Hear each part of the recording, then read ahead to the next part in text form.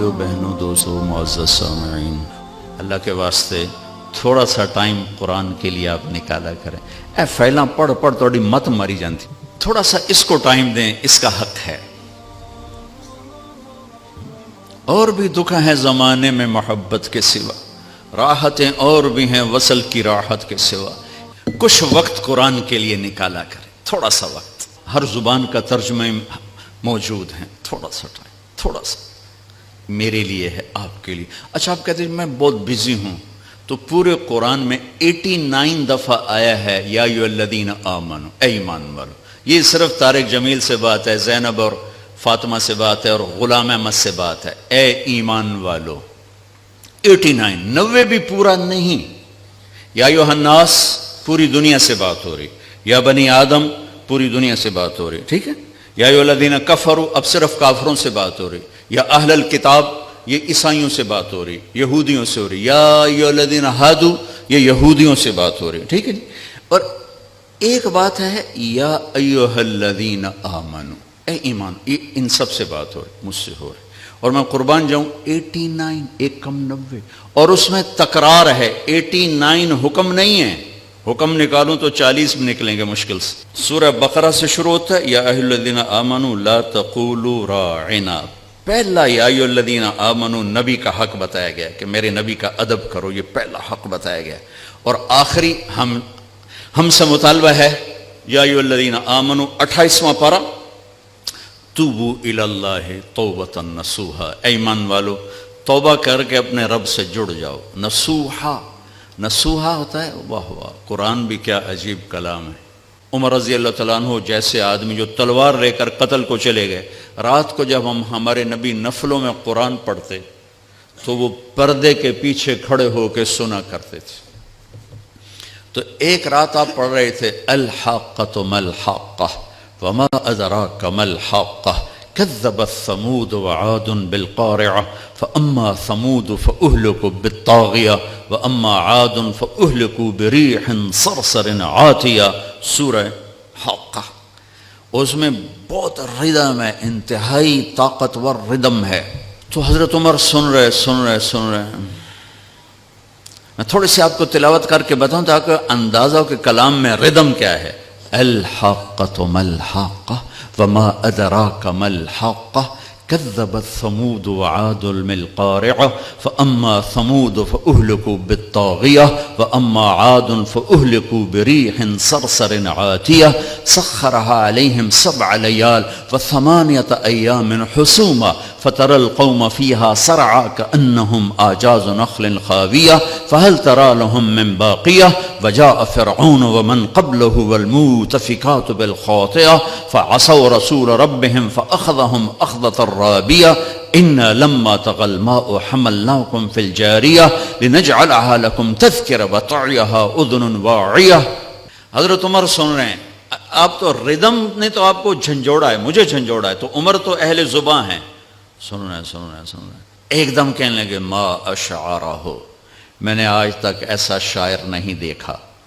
دل میں پردے کے پیچھے آپ وہاں کھڑے ہوئے ہیں اور یہ دل میں کہتے ہیں ما اشعرہ، میں نے ایسا شاعر آج تک نہیں دیکھا۔ این اس وقت میرے نبی نے یہ آیت پڑھی انہ لقول رسول کریم وما هو بقول شاعر، یہ رسول کا کلام ہے، یہ شاعر نہیں ہے۔ تو حضرت عمر کو ایک دم جو کرنٹ لگا تو بے ساختہ نکلا ما اسحرہ، وہ کتنا بڑا جادوگر ہے، اتنی دور سے میرا خیال سن لیا۔ تو آپ نے اگلا جملہ پڑھا ولا بقول کاہن، یہ جادوگر بھی نہیں ہے، قلیلا ما تذکرون، تمہاری عقل پہ پردے پڑے ہوئے ہیں۔ حضرت عمر پہلے یہاں ہٹ ہوئے تھے۔ یہ ایک معجزہ ہے قرآن۔ ناسے کہتے ہیں درزی کو، درزی ایک تو ناسے، نصیحت کرنے والا۔ نصیحت کو نصیحت کیوں کہتے ہیں کہ یہ اچھی بات اس کو اچھائی سے جوڑ دیتی ہے، اچھا بول آدمی کو اچھائی سے جوڑ دیتا ہے۔ درزی کیا کرتا ہے، وہ دھاگے سے کپڑے کو کپڑے سے جوڑ دیتا ہے۔ اس لیے نبیوں کو بھی ناسے کہتے ہیں کہ وہ اپنی باتوں سے بندوں کو اللہ سے جوڑ دیتے ہیں۔ ایسے ہی توبۃ نصوحا، اللہ کہہ رہا ہے ایسی توبہ کرو کہ تم اور میں جڑ جائیں، توبۃ نصوحا۔ وہ توبہ جو مجھے اپنے اللہ سے جوڑ دے. یہ آخری مطالبہ ہے. ابھی ہمارے حافظ صاحب نے تلاوت کی تھی یا الذین آمنوا اتقوا اللہ ولتنظر نفس ما قدمت لغد واتقوا اللہ. یا الذین آمنوا اتقوا اللہ وقولوا قولا سدیدا. یا الذین آمنوا اتقوا اللہ حق تقاتہ. یا الذین آمنوا اتقوا اللہ وکونوا مع الصادقین. 4 دفعہ ایک حکم آیا ہے, 4 دفعہ ایک حکم, تقوی تقوی تقوی تقوی. اب کہتے ہیں جی ہم تو 20ویں گریڈ کے افسر ہیں, ہمیں تو فرصت نہیں. چلو 89 دفعہ جو یا ایھا الذین آمنوا آیا ہے وہ تو کھول کے پڑھ لیں کہ اللہ کیا کہہ رہا ہے. یہ حضرت علی کا فرمان ہے کہ جب میں اللہ سے بات کرنا چاہتا ہوں تو میں نماز پڑھتا ہوں, اور جب میرا جی چاہتا ہے اللہ مجھ سے بات کرے تو میں قرآن پڑھتا ہوں. یہ اللہ کا پیغام ہے, اللہ کا خط ہے. میں رائمنڈ میں وہ پڑھا ہوں, رائمنڈ میں پڑھا ہوں, اور وہیں ٹائم میرا گزرتا ہے. تو جو فارنرز آتے ہیں نا باہر ملک کے لوگ, ان کو جماعتوں میں بھیجنا یہ میرے ذمے رہا کچھ عرصہ. تو ایک مولانا صاحب آئے وہاں سے, امریکہ سے, انڈین تھے لیکن سیٹلڈ تھے, پاسپورٹ تھا. کہنے لگے بھائی طارق جمیل میں بہت پریشان ہوں, میری بیوی کا خط نہیں آ رہا, 4 مہینے ہو گئے. اس وقت یہ ٹیلی فونز وغیرہ نہیں ہوتے تھے, خط نہیں آ رہا, بہت پریشان. میں نے کہا کوئی نہیں, آ جائے گا, آپ سفر میں ہیں. تو کوئی 10-15 دن گزرے تو میں نے دیکھا وہ لیٹے ہوئے تھے اور مسکرا رہے تھے, اور ایک پیپر ان کے سینے پر پڑا تھا. میں نے کہا مولوی یوسف لگتا ہے بیگم کا خط آ گیا. کہنے لگے ہاں آ گیا آ گیا. ایک بیگم کے خط نے ان کو پریشان بھی کیا, آئے تو خوش کیا. یہ خط آپ کے ہر گھر میں پڑا ہوا ہے, لیکن نہ بڑا اٹھا کے دیکھتا ہے, نہ بڑی اٹھا کے دیکھتی ہے, نہ چھوٹا دیکھتا ہے, نہ چھوٹی دیکھتی ہے کہ اللہ کیا کہہ رہا ہے.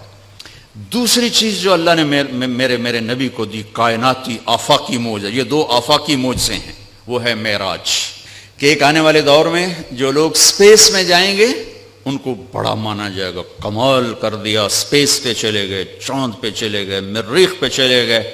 میرے رب نے اپنے حبیب کو کائنات سے بھی اوپر اٹھا کے بتایا کہ میں تمہیں ایسا نبی دے رہا ہوں, اس کے ہاتھوں میں ہاتھ دو گے تمہیں مجھ تک پہنچا دیں گے, تم چاند ڈھونڈ رہے. دیکھو سرجری میرے نبی کی ہوئی ہے تو اوپن ہارٹ سرجری ہو سکتی ہے, میرے نبی نے سوچ دی. وہ تو ہم زوال کا شکار ہوئے تو اور لوگ ہم سے لے گئے, ورنہ اوپن ہارٹ سرجری کا پہلا تصور میرے نبی کے سے شروع کیا گیا ہے کہ جب آپ کو معراج پہ لے جانے لگے, ام ہانی کے گھر سے آپ کو جبریل نے لیا اور حتیم میں آئے. حتیم وہ چھوٹی وال دیوار ہے جو بیت اللہ کے ساتھ, اس میں خالی جگہ, یہ بیت اللہ کا اندر ہے. جب ہمارے نبی 35 سال کے تھے تو قریش نے سوچا کہ بیت اللہ بنائیں, وہ سیدھا ہو گئے.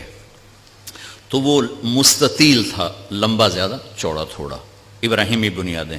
یہ طے کیا کہ حلال کمائی سے بنانا ہے, حرام سے نہیں. اچھا وہ پیسے اتنے بنے کہ یہ چوکور بنا اور اگلا حصہ رہ گیا. تو کہنے لگے بس بھائی جتنا ہے اتنا ہی بناؤ. تو وہ چوکور بنا کر اوپر چھت ڈالی اور یہ حصہ چھوڑ دیا کہ جب پیسے ہوں گے تو ہم یہ بیچ میں شامل کر لیں گے. یہ اللہ کی حکمت تھی, نہ پیسے ہوئے نہ وہ شامل ہوا, تاکہ غریب لوگ بھی اگر بیت اللہ کے اندر نماز پڑھنا چاہیں تو وہ جگہ ہے جہاں اگر آپ اندر ہیں. ہم تو بیت اللہ کی طرف منہ کر کے نماز پڑھتے ہیں نا, لیکن اگر آپ بیت اللہ کی طرف پشت کر کے حتیم کی طرف منہ کر کے نماز پڑھیں تو بھی آپ کی نماز ہو گئی ہے, چونکہ آپ بیت اللہ کے اندر ہیں. میں 2 دفعہ بیت اللہ کے اندر گیا, نماز پڑھی, لیکن وہ تو بڑے سفارشوں سے اور بڑے تعلقات سے, اور وہاں تو جو آدمی چلا جائے وہ بیت اللہ کے اندر ہے. تو آپ کو حتیم میں لے جایا گیا. اب آپ کو بے ہوش نہیں کرنا, یوں جبریل نے ہاتھ مارا, سارا سینہ کھل گیا, آپ دیکھ رہے ہیں, اور اس نے دل کو باہر نکالا تو دل سارے جسم سے جدا ہو گیا. اور اس کے, میرا بھائی ہارٹ اسپیشلسٹ ہے تو میں اسے سنتا رہتا ہوں, باتیں گھر میں ہوتی رہتی ہیں. اچھا نکالا, پھر اس کو زمزم کا پانی ایک ٹب میں تھا, اس میں دھویا, اس کو دھویا, دھوتے رہے دھوتے رہے دھوتے رہے دھوتے رہے, اور آپ دیکھ رہے ہیں. اس کے بعد ایک آسمان سے لائے تھے, وہ پورا نور کا ایک بھرا ہوا برتن تھا, پھر وہ سارا نور آپ کے دل میں انٹر کیا. پھر اس کو بند کر کے پھر لگایا، ساتھ ہی دل سر ہر رگ سے جڑا، پھر سینے کو ملایا ہاتھوں سے، پھر یوں ہاتھ پھیرا. تو اب جن کی ہارٹ سرجری ہوتی ہے، اب دیکھیں یہاں کتنے بڑے بڑے ٹانکے لگے ہوتے ہیں، لیکن آپ کے سینہ مبارک پر کوئی داغ نہیں. یہ پہلی اوپن ہارٹ سرجری میرے نبی نے معراج کے واقعے میں امت کو دیا ہے اشارہ. تو ہم نکھٹوں نکلے تو اور لوگ ہم سے یہ سب کچھ لے گئے.